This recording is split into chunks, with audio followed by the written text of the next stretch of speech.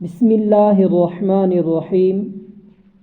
حضرت سعد بن ابی وقاص رضی اللہ عنہ سے روایت ہے کہ ایک دیہات کے رہنے والے شخص نے رسول اللہ صلی اللہ علیہ وسلم کی خدمت میں حاضر ہو کر عرض کیا، مجھے کوئی ایسا کلام سکھا دیجئے جس کو میں پڑھتا رہوں۔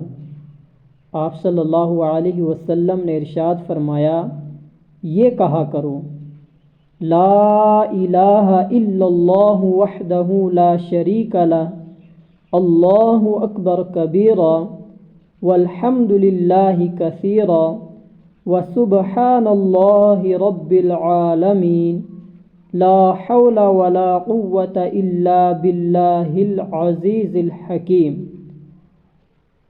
اللہ تعالیٰ کے سوا کوئی معبود نہیں، وہ اکیلے ہیں، ان کا کوئی شریک نہیں۔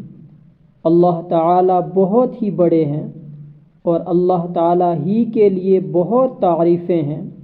اللہ تعالیٰ ہر عیب سے پاک ہیں، جو تمام جہانوں کے پالنے والے ہیں۔ گناہ سے بچنے کی طاقت اور نیکی کرنے کی قوت اللہ تعالیٰ ہی کی مدد سے ہے، جو غالب ہیں، حکمت والے ہیں۔